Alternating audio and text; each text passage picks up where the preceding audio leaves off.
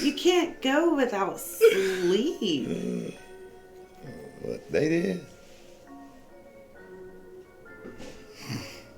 Oh. Yeah. Could some of that. Could you Shit. No. I don't want to imagine. Self-inflicted chunks of their... What? Hello, y'all.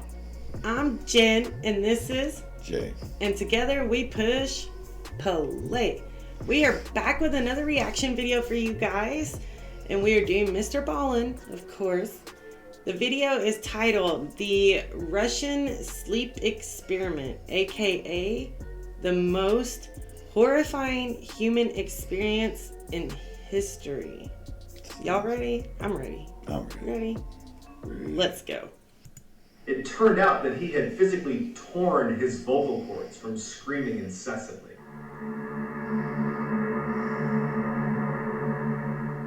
In the height of World War II, Russian scientists wanted to find a way to keep their soldiers awake longer. And so they devised this experiment, this human experiment, to test the effects of extreme sleep deprivation. And so what they did is they rounded up 5 prisoners of war and offered them their freedom if they went through this experiment, which I can tell you went sideways. And so the way it worked is they were going to be put inside of this sealed gas chamber that continuously was going to administer this stimulant gas. It was an experimental stimulant gas. This is not something they knew much about, but they were fairly confident that it wouldn't kill them and that it would keep them awake. And so they put them inside the chamber and they started administering the gas. This was not at a time where they had closed circuit cameras. Those weren't around at the time. All they had was, they put microphones in there, and they had these 5-inch thick little porthole windows. They had one porthole window where the researchers could look into the chamber itself. So the experiment begins, and really for the first 3-4 days, everything was pretty normal. At about the day 4 mark, the researchers started to notice a change in what they were discussing, the subjects. It went from kind of small talk over those first few days to fairly dark. They started talking almost... That's crazy. Like, what? They were just trying to get their soldiers to stay awake longer? Yeah. Wow, that's crazy. I think the longest I've went without sleep was probably about that 4.5 days. I think it's the longest I've ever gone without sleep. And it was horrible. Yeah, I'd say so. I love sleep. What's the longest you guys have gone without sleep? Comment down below. Let us know. I think that's crazy. Okay. Almost exclusively about traumatic events that had happened to them in their life. And around the day 4 mark is when the subjects started complaining about being in this test at all. The first few days was filled with some optimism that this was their ticket out of the terrible situation they were in, and then it really turned into, this is a terrible situation. I think it was around the day 6 mark, the subjects stopped talking to each other completely. They became paranoid of the other subjects, and they went to their own sections of the chamber. And in the chamber they had places to sit, there was food, there was water, there was a bathroom. There was books in there to read. They kind of took up space inside of the chamber. They began to believe that they could kind of like sell out their comrades in exchange for getting out of this experiment. So they would, one by one come up to the porthole or go over to one of the microphones that was obviously placed inside the chamber and start whispering these kind of imagined defenses of the other subjects to try to get them in trouble in exchange for being released from this experiment, which, that didn't do anything. The researchers, they didn't care what they said. They just listened and watched. After 9 days, the experiment took a significant turn for the worst. It was the morning of I think it was the 10th day, where the screaming began. One of the test subjects began screaming. And at this point, everybody is totally like segregated. They're not talking to each other. They're muttering and whispering. And one of them just starts screaming. And so for 3 hours, they watch him scream at the top of his lungs and run back and forth across this little chamber until he stops screaming. He's still running. But you have to be wondering, like, oh my God, like he's 9 days of being straight awake. Yeah, what the hell they do to him? On some sort of stimulant, like who knows what nowadays you see people stay awake on what's it, not meth, whatever, that kind of drug, whatever they call it, I don't know. But that, like, wow. 9 days of being straight awake. Nowadays, like, when I was younger, yeah, I could stay awake for days and be okay, but... You pay for it now. Nowadays, I've got to have at least my 7 hours of sleep. 6 at the bare minimum. But, oh my gosh, like, no wonder dude was screaming. And you kind of have to wonder, like, if you were a prisoner of war and they promised you your freedom. Now, granted, this was Russia. Yeah. And nowadays, like, just the things that we've heard here lately. But, you know, they're sitting here thinking they're going to get their freedom. Mm-hmm. But at what cost, you know? It blows my mind. Their mental status. That's okay. So guys pacing back and forth and he's screaming. Mm-hmm. And they could kind of pick up on the microphone that he was still making sound, but it was like these little squeaks. It turned out that he had physically torn his vocal cords from screaming incessantly. The other subjects didn't react to the screaming at all. It was like it wasn't happening, but they're in this confined space, right? It's like so loud in there. And all that happened is, as he's screaming, the other subjects began ripping out pages of the book, soaking them, and then pushing them up against the porthole glass, obscuring the view. So by the time the subject who had torn his vocal cords stopped, well, by the time he tore his vocal cords and it went quiet, the researchers couldn't actually see into the chamber anymore. And once the guy had torn his vocal cords, there was no more sound in the room. So their view was obscured, and now it's gone silent. After 3 days of talking about what they're going to do, of complete silence in the room. Like, they can't see in, they can't, it's silent. They're monitoring the oxygen levels in the room, and based on oxygen consumption in the room, apparently they could tell that there were people in there, probably at least 4 or 5, that were breathing oxygen because it was being consumed. So they believed they were alive, but after 3 days of silence, which really didn't make any sense, they determined that, well, either our microphones are broken, and that's a problem, or there's something wrong with the subjects themselves. So they decide that they're going to use the intercom to reach out to the subjects and basically tell them that they're gonna come into the room. Like, hey, you know, we're going to test the microphones, we're going to be coming into the chamber, you need to lay on the ground and not interact with us. If you comply, we will offer one of you immediate release and freedom.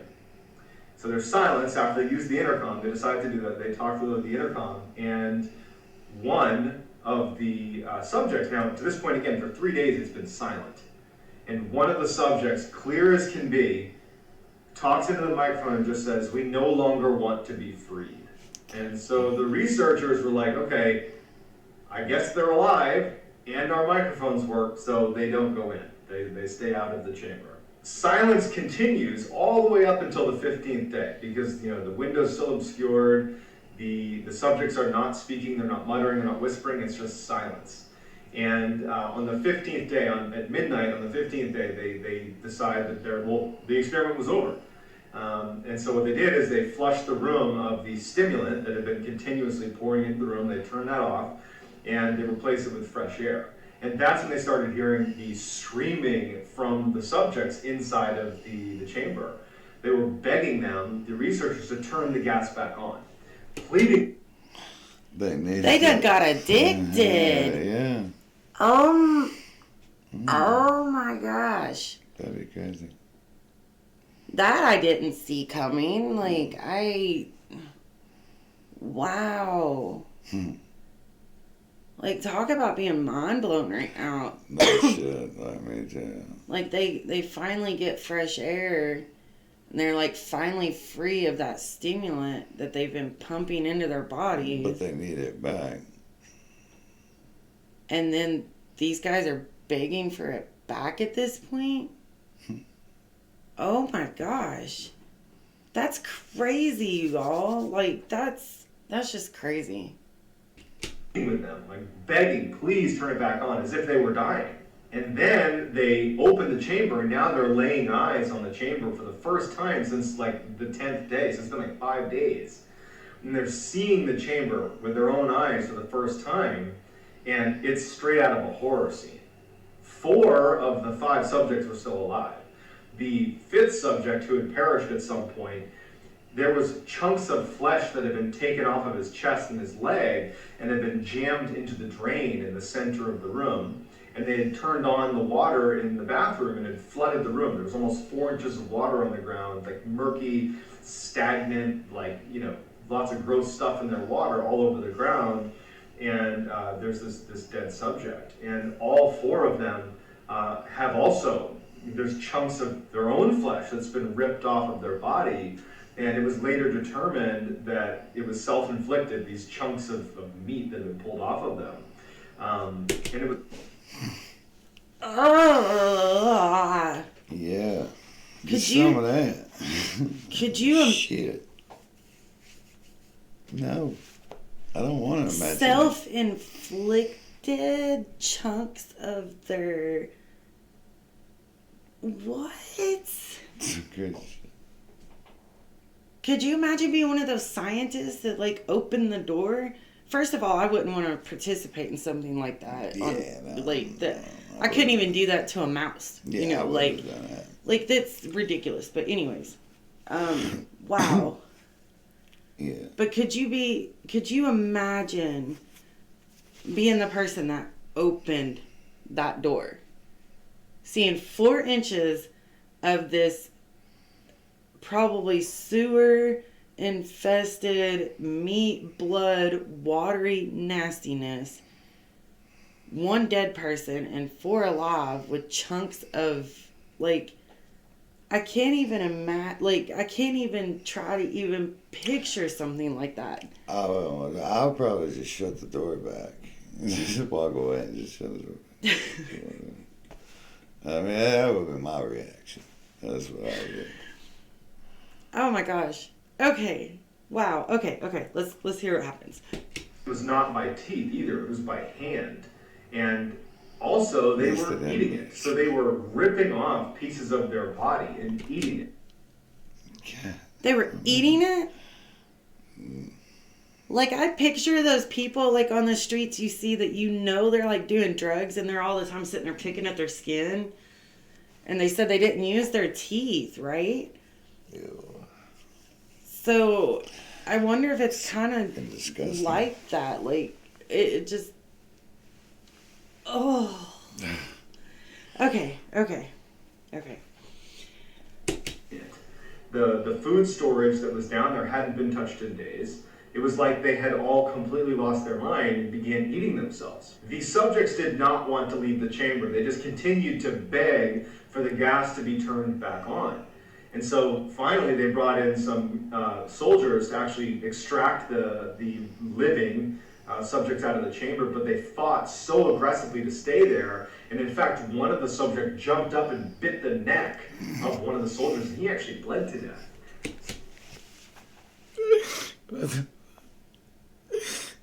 Oh my God. So just shut the door back and walked away.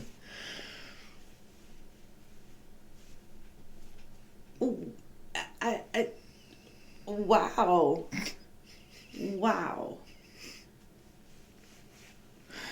Right. That soldier had his neck bitten, didn't survive. Like,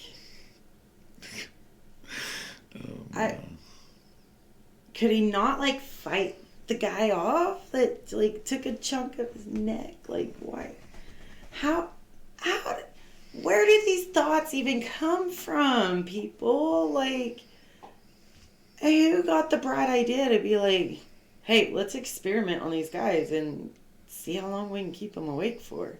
I mean, I kind of know. Was it like a meth or something? What was it? Like, it's kind of crazy. It's sounding more and more like it because it sounds like they had unnatural human strength. You know, they're picking out themselves, they're eating it. They're begging for the gas back. It's like they want the drug back, you know, like, oh my gosh, this is crazy. Okay. Also, one of the subjects in the struggle, his spleen ruptured and he bled to death. So now you have 2 casualties just getting them out of the room. They finally get the 3 remaining subjects, living subjects, out of the room, and they heavily restrain them. They bring them to a medical facility because they need to go under surgery because they've had chunks of their own flesh ripped off. They're totally emaciated. And the most injured of the 3 is immediately brought into surgery, while the other 2 were just kind of held in a holding room. And they try to give him a sedative in order to prepare him for surgery. This is not the anesthetic, this is just the sedative. And it's like he's immune to it. You know, they give him a sedative, it does nothing. And he's just like resisting them, and he keeps begging to go back under the gas. And then finally... Give me the gas back. Give me the gas. Wow, so they couldn't even, like, the sedative didn't even work on this guy. Wow, okay. They say, okay, well, we're just going to give him the anesthetic now. And when they bring it out and they tell him, we're going to give you an anesthetic and we're going to give you the surgery, he starts viciously fighting back. He does not want the anesthetic. He's pleading for them not to give him the anesthetic, that he must remain awake. He needs to remain awake, put me back under the gas. And in his struggle to not have the anesthetic given to him, he manages to tear one of the leather straps that was holding him down, so like an extreme amount of force. And then finally, let's put it down, style. Superman, I mean. Oh, were they giving him meth? That's what it's starting to sound like. I mean, that's like every story I've heard of that drug. That's what it sounds like to me.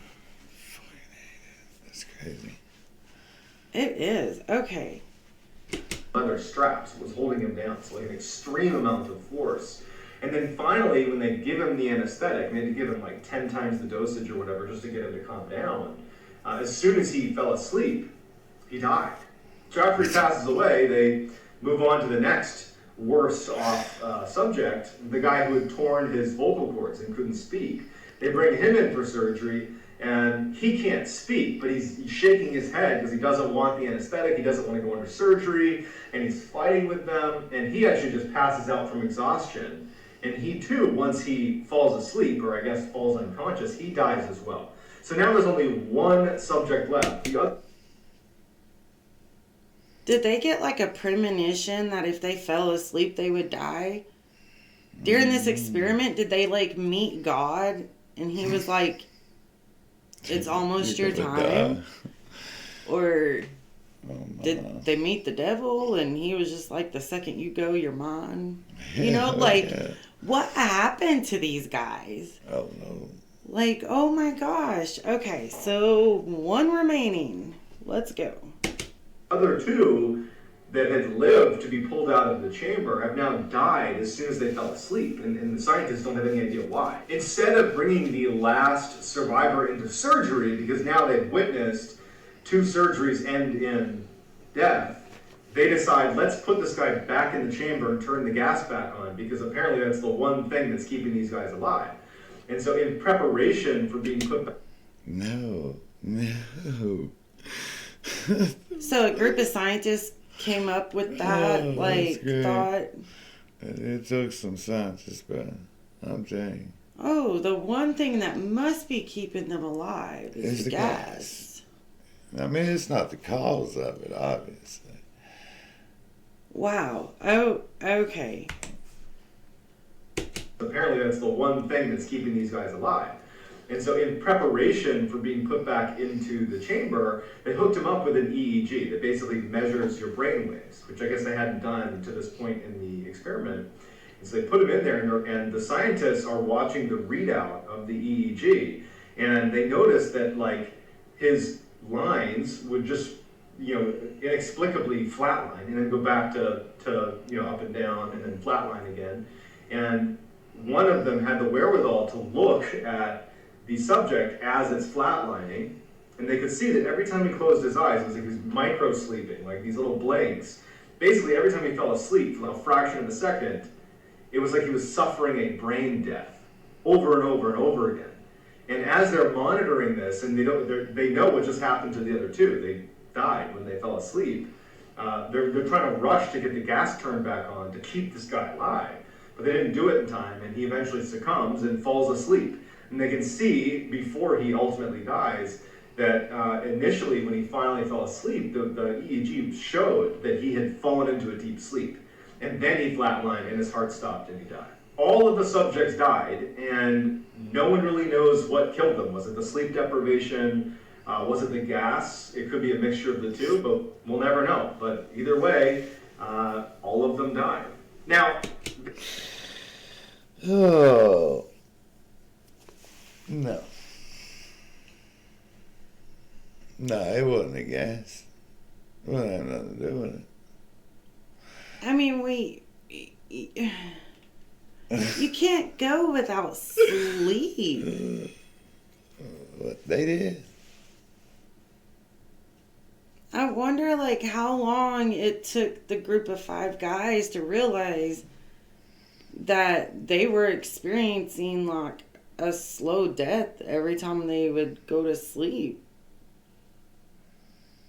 And, like, I'm just, like, I'm mind blown away because, like, I've really been studying, like, a lot of Joe Dispenza's stuff and things with, like, sorry, I'm getting off on a tangent here, but, like, like, I've been learning about meditation and, how your body, you've got to rest and there's, like, different levels of thoughts and consciousness and it's all kinds of stuff. And I'm just kind of wondering, like, were those guys, like, were they conscious of what was going on with them as far as, like,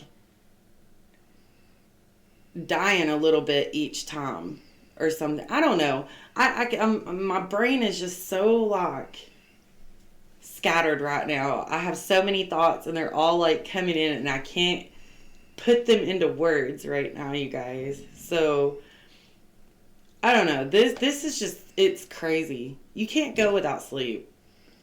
Like, and I don't know who got the bright idea to study and force people to stay awake. Knowing that even every creature on planet Earth has to have sleep. Even if it's just a little bit, you have to have sleep. This is actually just a story, and there's no evidence to suggest that it's even true. But during that time frame in the 40s, during World War II... Wait a minute, did he just say this was just a story and no one even knows if it's true? I'm pretty sure. Is that what... Now, this is actually just a story, and there's no evidence to suggest that it's even true. But during that time frame in the 40s, during World War II, there were known cases of horrific, unethical human experimentation happening, like the Japanese, that awful Unit 731. I would not suggest Googling that unless you got a really strong stomach. You had in the concentration camps, the German concentration camps, human experimentation was definitely happening. And obviously Germany and Japan are not Russia, but it was just in this era where human experimentation was definitely happening. So even if this particular story, the Russian sleep experiment, is not true, I wouldn't be shocked in the least if there wasn't a similar study done somewhere.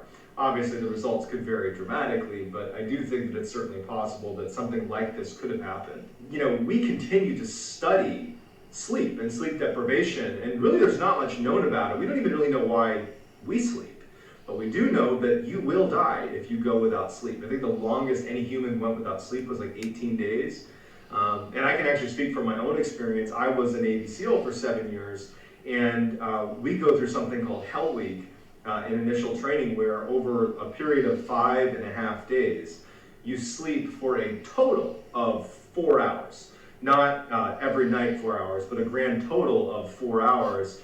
And it's split up into 2 little chunks, 2 hours and 2 hours. And then there's like a 15-minute and 15-minute nap thrown in there too. And you really just lose your mind after 72 hours. I remember I was constantly hallucinating that when I was around my classmates, their head would turn into a big Rubik's Cube and start flipping around. And even when I got right next to them, their head would still be flopping around like a Rubik's Cube. And that's only 72 hours in. I can only imagine what would happen at 15 days. So that's going to do it. I hope you enjoyed my version. That's wild. That's awesome. You got us, Mr. Ballen. You got us. But I do agree with him that even though that story, there's no concrete proof if it was real or not. It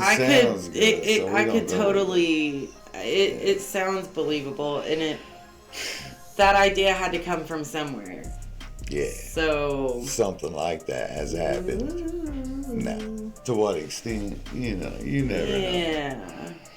I mean, for all we know, that could have been a true story, and they painted it a lot nicer than what it really was. It's propaganda shit, right? But wow, guys, if you stuck around this long, give us a thumbs up. Give Mr. Ballen a thumbs up. Give us a comment down below. And right now, guys, we have a goal of reaching 500 subscribers so that we can start our community tab for you guys and get a little more involved with our subscribers. So if you are not subscribed and you keep coming back for more, just hit that subscribe button for us. But you have any final thoughts? Nah, I'm good. Alrighty. Till next time, y'all. Bye.